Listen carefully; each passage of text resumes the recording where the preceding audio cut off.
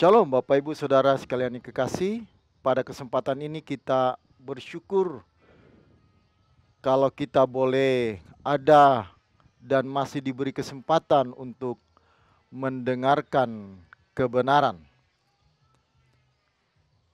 Ini tidak kebetulan karena pasti ada rencana Tuhan dalam kehidupan kita setiap hari supaya kita sungguh-sungguh dapat mencapai tujuan iman kita, yaitu keselamatan di dalam Kristus Yesus yang akan dinyatakan pada kedatangannya yang kedua kali. Jemaat Tuhan yang kekasih, pada kesempatan ini saya akan membagikan kebenaran yang terambil dari Matius pasal yang ke-6 mulai ayat 31 sampai ayat yang ke-33. Matius pasal 6 ayat 31 sampai ayat 33 saya bacakan demikian.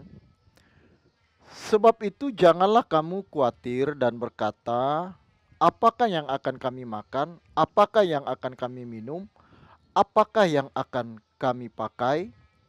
Semua itu dicari bangsa-bangsa yang tidak mengenal Allah. Akan tetapi Bapamu yang di sorga tahu bahwa kamu memerlukan semuanya itu. Tetapi carilah dahulu kerajaan Allah dan kebenarannya, maka semuanya itu akan ditambahkan kepadamu. Kalau kita baca ayat 34 diulang lagi, ditegaskan lagi oleh Tuhan Yesus, dikatakan sebab itu janganlah kamu khawatir akan hari besok, karena hari besok mempunyai kesusahannya sendiri. Kesusahan sehari cukuplah untuk sehari. Nah, Bapak Ibu Saudara sekalian yang kekasih, dalam perikop ini Tuhan Yesus memberi nasihat kepada para pengikutnya, khususnya para murid, bahwa kita tidak perlu khawatir. Nah, apa yang dipersoalkan dalam hal ini Bapak Ibu? Nah, yang dipersoalkan adalah soal makan dan minum, soal pakaian, yang merupakan kebutuhan pokok, sandang, pangan, dan juga bisa papan. Ya. Namun yang paling mendasar adalah kebutuhan makan dan minum, dan kebutuhan pakaian. Nah, ini menjadi persoalan utama manusia. Ini yang menjadi persoalan pokok manusia. Ini yang menjadi persoalan urgen bagi kebanyakan, kalau boleh dikatakan semua manusia. Siapa sih yang tidak memerlukan makanan? Siapa sih yang tidak memerlukan minuman? Siapa sih manusia yang tidak memerlukan pakaian? Nah, karenanya Tuhan memberikan nasihat ini, lebih tepatnya sebenarnya jaminan, janji bahwa persoalan makan dan minum jangan kamu khawatir. Jangan kamu khawatir. Nah, hal ini tentu didasari atas satu keadaan bahwa memang manusia memerlukan itu. Dan karena Tuhan tahu, karena Tuhan Yesus tahu bahwa inilah kebutuhan pokok manusia yang menyita seluruh pikiran dan hidupnya, maka Tuhan menyampaikan jaminan ini, memberikan jaminan ini. Nah, Bapak Ibu Saudara sekalian kasih, tentu semua manusia memerlukan makanan, sandang, pangan, dan papan. Tetapi Bapak Ibu Saudara sekalian kekasih, berbicara mengenai hidup, ya, sebagai orang yang percaya, kehidupan yang sesungguhnya atau kehidupan yang sejati bukan di bumi ini, atau bukan hanya di bumi ini, tetapi nanti di keabadian, ya. Dan untuk itulah Tuhan Yesus datang supaya kita diselamatkan, yaitu di mana nanti kita dikembalikan kepada rancangan semula, di mana kita bisa hidup sesuai dengan rancangan Allah semula yang dirancangkan kepada manusia pertama, di mana Tuhan menginginkan manusia bisa hidup selama-lamanya bersama dengan Tuhan, itulah yang Tuhan inginkan. Nah, kalaupun hidup di bumi ini, ya, atau berbicara hidup di bumi ini, itu merupakan hal yang sekunder, bukan hal yang utama, bukan hal yang prinsip. Nah, karenanya Tuhan memberikan jaminan, dan ini diberikan Tuhan kepada orang yang percaya kepadanya, yang mau percaya menerima Dia sebagai Tuhan dan Juru Selamat, yang ditandai dengan hidup sesuai dengan kehendaknya. Dan inilah yang merupakan tanda seseorang apakah mengenal Allah atau tidak. Nah, kekristenan itu yang utama adalah, Bapak Ibu, bagaimana kita mengenal Allah.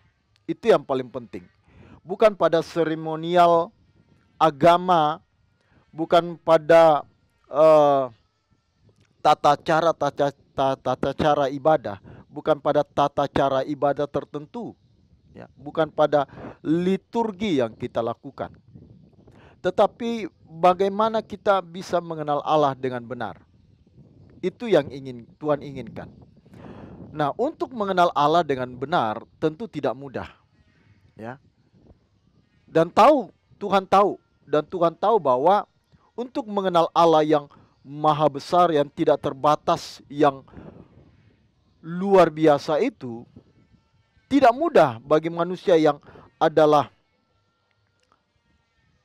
terbatas dalam segala hal. Nah, karena Tuhan tahu ini, maka Tuhan menyatakan dirinya lewat putranya Tuhan Yesus. Sebab seseorang, maksud saya tidak seorang pun manusia bisa mengenal Allah kalau bukan Allah yang menyatakan dirinya kepada manusia. Dan kita bersyukur kepada Tuhan Yesus yang mau datang menjadi manusia, ya. Sehingga lewat kedatangan Tuhan Yesus, lewat kehadiran Tuhan Yesus, kita bisa mengenal Allah. Tanpa kedatangan Tuhan Yesus, tak seorang pun dapat mengenal Allah. Nah, Bapak Ibu Saudara sekalian yang kekasih, jadi yang diinginkan Tuhan maksud saya adalah bagaimana setiap orang yang mengaku percaya kepada Tuhan Yesus mengenal Dia dengan benar. Nah, karena mengenal Allah itu tidak mudah, maka kita harus fokus. Kita harus betul-betul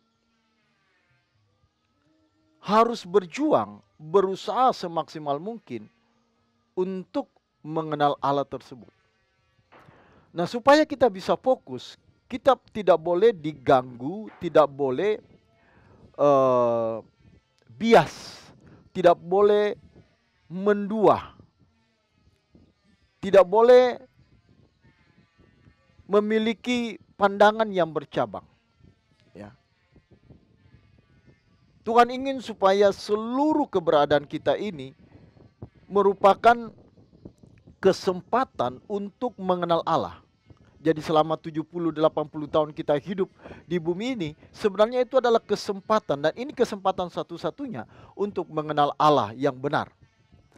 Nah, karena itulah supaya kita bisa fokus, Tuhan ingin supaya kita benar-benar bisa mengenal Dia. Nah, supaya manusia bisa mengenal Allah dengan benar, maka hal-hal yang lain yang ada di sekitar manusia, termasuk di dalamnya kebutuhan manusia, Tuhan memberi jaminan. Tuhan memberi jaminan bahwa soal makan dan minum, soal pakaian, jangan kamu khawatir.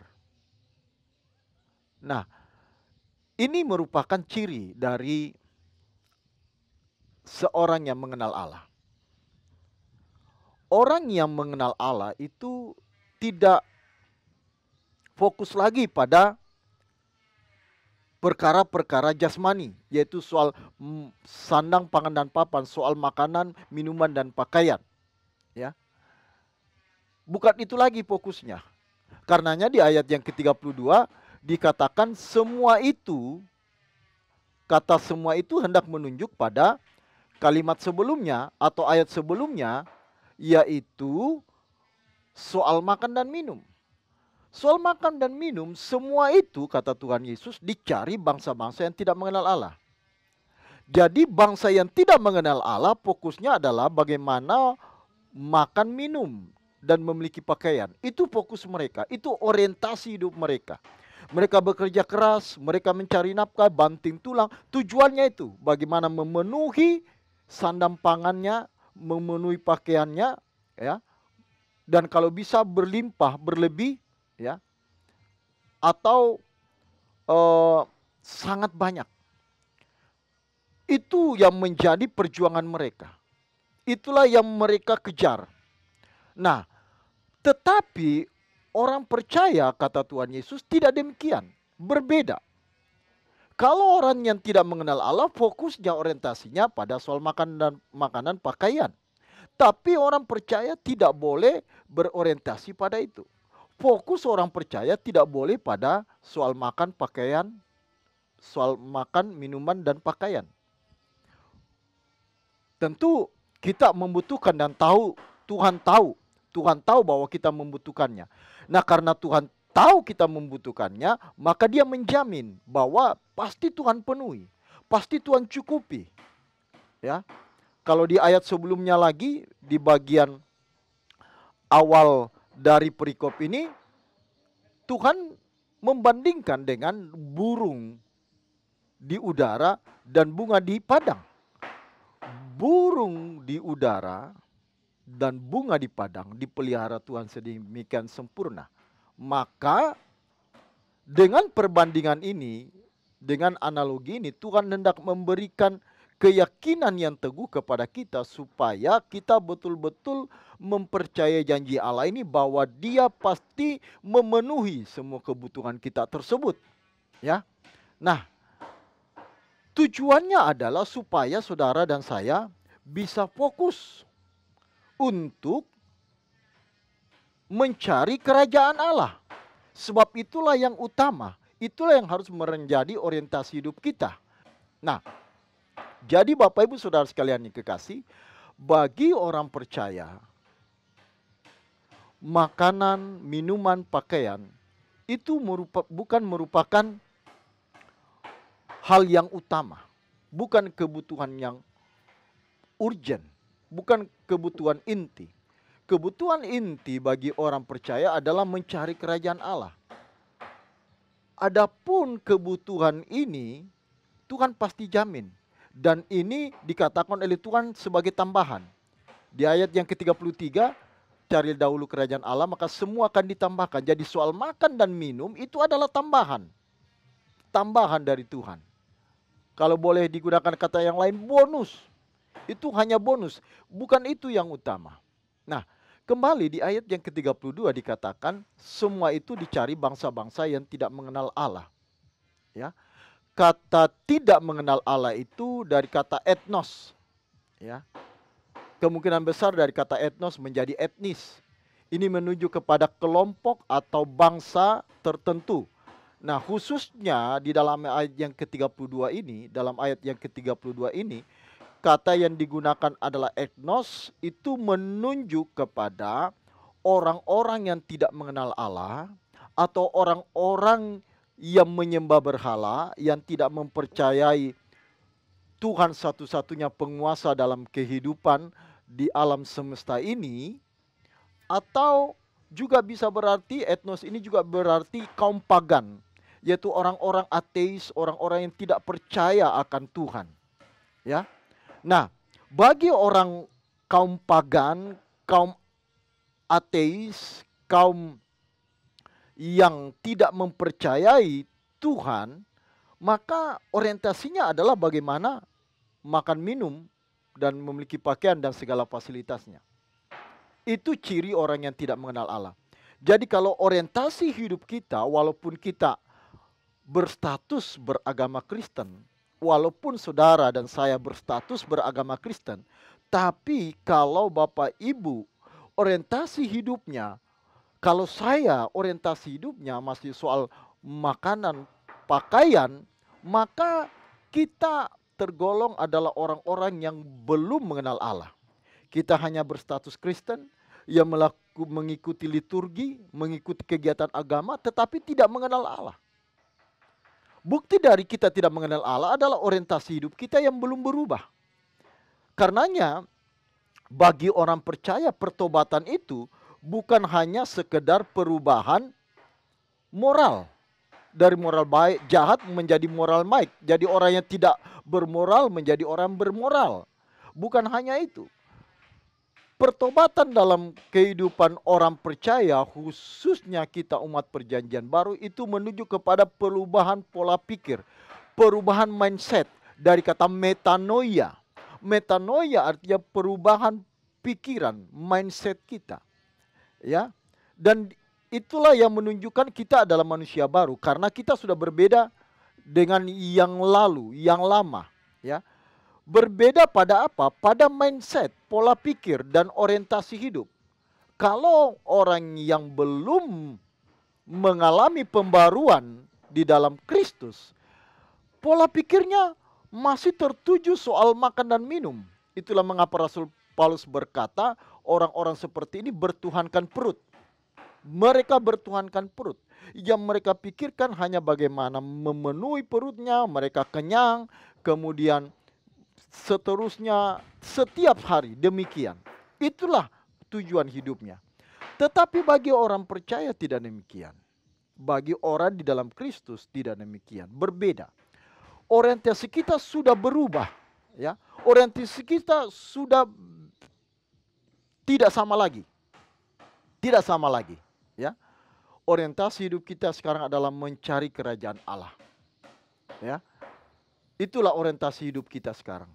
Adapun soal makan dan minum itu adalah tambahan yang disiapkan oleh Tuhan. Tentu dalam hal ini kita harus tetap bertanggung jawab, bekerja rajin dan seterusnya. Ini bukan jadi alasan untuk kita bermalas-malasan. Tidak bisa atau tidak akan mengalami pemeliharaan Tuhan kalau kita tidak bertanggung jawab. Kita tetap bertanggung jawab, ya. Tetapi orientasi kita atau tujuan kita bukan di situ. Sekarang orientasi kita mencari kerajaan Allah. Nah, apa itu mencari kerajaan Allah? Mencari kerajaan Allah secara sederhana, ya, adalah bagaimana hidup dalam pengaturan Tuhan. Hidup sesuai kehendak Tuhan. Sebab kerajaan Allah itu menunjuk kepada otoritas, menunjuk kepada kedaulatan Tuhan yang berlaku atas setiap orang yang percaya kepadanya. Kalau di dalam doa Bapa kami diajarkan datanglah kerajaanmu, artinya bahwa pemerintahan Tuhan di dalam kehidupan kita yang berlangsung setiap hari terus menerus. Dan kita sebagai warga kerajaannya harus tunduk kepada hukum-hukum kerajaan Allah tersebut. Yang secara singkat, secara sederhana dapat saya katakan sebagai melakukan kehendak Allah. Jadi orientasi orang percaya adalah bagaimana hidup sesuai kehendak Allah setiap hari. Dari apa yang dipikirkan, apa yang direnungkan, apa yang diperbuat, apa yang dikatakan, semua dalam rangka melakukan kehendak Allah. Nah, itulah yang menyita seluruh kehidupan kita, Bapak Ibu. Itulah yang menyita seluruh keberadaan kita. Dan inilah yang Tuhan kehendaki. Jangan ragukan lagi. Setitik pun jangan ragukan pemeliharaan Tuhan. Jangan ragukan pemeliharaan Tuhan. Karenanya sekarang sebagai orang yang mengenal Allah, mari kita fokus. Ya. Kita fokus untuk mencari perkenanan Tuhan. Sebab untuk mencari perkenanan Tuhan dan hidup dalam perkenanannya itu tidak mudah. Mungkin ada orang berkata, apalagi dalam situasi sulit seperti ini, orang berkata untuk cari uang sangat sulit. Betul sulit, tetapi saya mau katakan bahwa mencari uang itu masih lebih mudah daripada mencari kerajaan Allah. Atau mencari kerajaan Allah itu lebih sulit daripada mencari uang. Sebab untuk menemukan kehendak Allah dan mengenakannya dalam kehidupan kita, Tuhan, itu tidak mudah. Ya. Sebab Tuhan juga tidak akan menyatakan kehendaknya dalam diri seseorang yang tidak mau serius. Tuhan berkata bahwa jangan kamu melempar mutiara kepada babi dan barang berharga kepada anjing. Artinya kebenaran-kebenaran Allah dan kehendaknya yang ingin supaya kita lakukan tidak akan dinyatakan kepada orang-orang yang memang tidak mau serius. Sebab Tuhan juga tidak mau memaksa orang untuk mengikut Dia. Tuhan bukan gila hormat, bukan pribadi yang gila hormat, yang perlu banyak pengikut yang menyanjung-nyanjung Dia. Tuhan bukan seperti manusia yang perlu sanjungan-sanjungan dan merasa bangga dengan sanjungan itu, merasa benar, merasa senang dengan sanjungan-sanjungan itu. Tuhan tidak demikian. Tuhan berbeda dengan dewa-dewi, ilah-ilah yang lain yang mungkin memerlukan sanjungan-sanjungan seperti itu, tetapi Tuhan tidak demikian, Bapak Ibu. Tuhan tidak demikian. Nah, karenanya kita harus mengerti bahwa untuk mengenakan kehendak Allah dalam kehidupan kita yang dimaksud yang sejajar dengan mencari kerajaan Allah tadi, itu tidak mudah. Diperlukan perjuangan, diperlukan fokus, diperlukan upaya yang maksimal. Nah, hanya orang yang serius yang berupaya maksimal untuk mencari kehendak Allah, perkenanan Tuhan, mencari kebenarannya, ya, lewat firman-Nya, itulah yang akan mendapatkannya. Itu yang akan mendapatkannya. Dan untuk itulah orang harus betul-betul menanggalkan yang lain, menyisihkan yang lain. Tidak boleh bercabang. Pikiran kita tidak boleh bercabang. Ya. Kita harus fokus. Sebab kalau tidak, kita tidak akan menemukan kerajaan Allah dan kebenarannya. Kalau kita mencari Tuhan hanya soal makan dan minum, maka kita tidak akan mengerti kehendak Allah. Kita tidak akan mencapai apa yang Tuhan inginkan. Kita tidak akan mengerti apa yang Tuhan mau di dalam kehidupan kita. Nah, Bapak Ibu Saudara sekalian kasih, jadi ini penting kita pahami. Ini sungguh-sungguh harus kita mengerti. Sebab kalau kita menjadi Kristen tapi tidak mengerti hal ini, maka sia-sia kita menjadi Kristen. Dan saya melihat banyak orang Kristen yang demikian. Ya. Hanya berstatus beragama Kristen tapi tidak sungguh-sungguh mengenal Allah. Mengapa mereka tidak sungguh-sungguh mengenal Allah? Karena mereka tidak fokus mencari kerajaan Allah dan kebenarannya. Mereka masih fokus soal makan, minum, dan pakaian. Itulah yang membuat mereka tidak menemukan kerajaan Allah dan kebenarannya. Dan terbukti dari kehidupannya yang tidak diubahkan. Tidak memiliki gairah ilahi. Tidak memiliki gairah surgawi. Ya, mereka tetap beribadah, mereka tetap ke gereja. Tetapi landasannya itu hanya sekedar semangat agamawi. Semangat agamawi. Bukan semangat atau gairah ilahi, bukan gairah surgawi. Terbukti nanti kalau ada persoalan, ada masalah, mereka gampang undur, meninggalkan Tuhan, meninggalkan pelayanan. Tapi orang yang memiliki gairah ilahi, gairah yang suci dari Tuhan, tidak akan dipengaruhi oleh situasi, kondisi, keadaan, masalah, problem yang terjadi dalam kehidupannya. Sebab dia tahu bahwa fokus hidupnya adalah bagaimana menemukan kerajaan Allah dan kebenarannya. Itu yang menjadi fokus hidupnya. Sehingga dia berusaha semaksimal mungkin. Yang lain dia bisa sisihkan, yang lain dia bisa singkirkan demi mencari kerajaan Allah. Nah, Bapak Ibu Saudara sekalian kasih, ini yang penting. Ini yang sungguh-sungguh harus kita mengerti.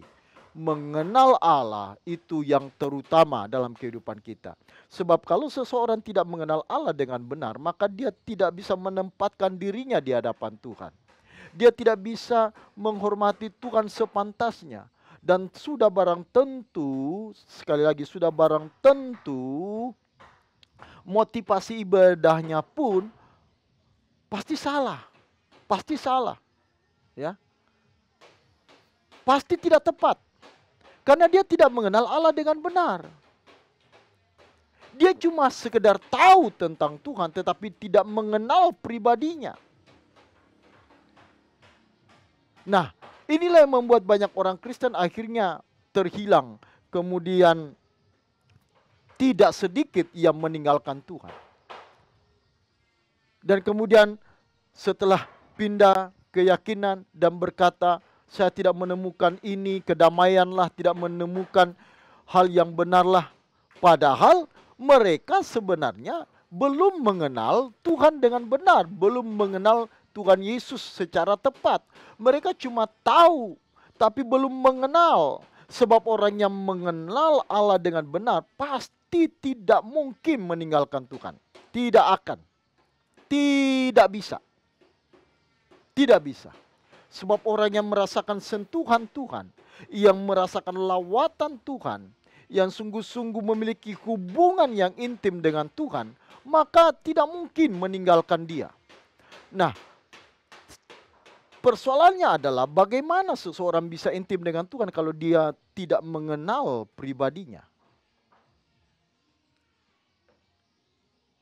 Nah, ini yang penting. Karenanya Rasul Paulus berkata yang kukehendaki adalah mengenal Dia dan kuasa kebangkitannya.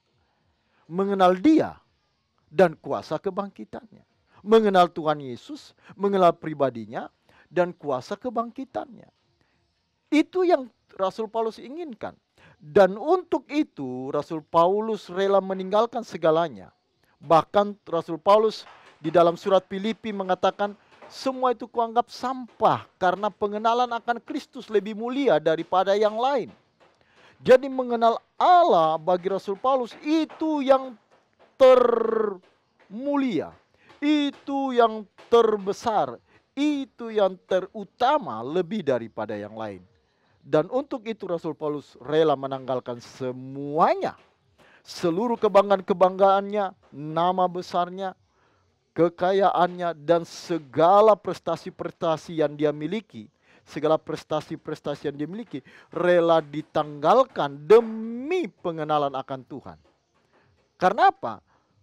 Seseorang tidak akan mengenal Allah kalau mereka masih memiliki kebanggaan pribadi, masih memiliki orientasi hidup untuk perkara-perkara lahiriah.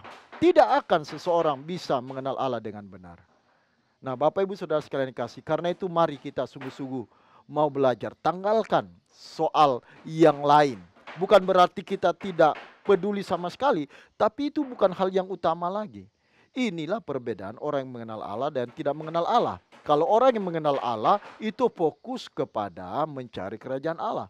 Tapi orang yang tidak mengenal Allah fokus pada perkara-perkara lahiriah. Ya, ini penting Bapak Ibu. Ini penting, karenanya kita harus sungguh-sungguh memahaminya dengan benar sehingga kita dapat hidup sesuai dengan kehendak dan rencana Tuhan. Kiranya kebenaran ini memberkati kita sekalian. Haleluya. Amin.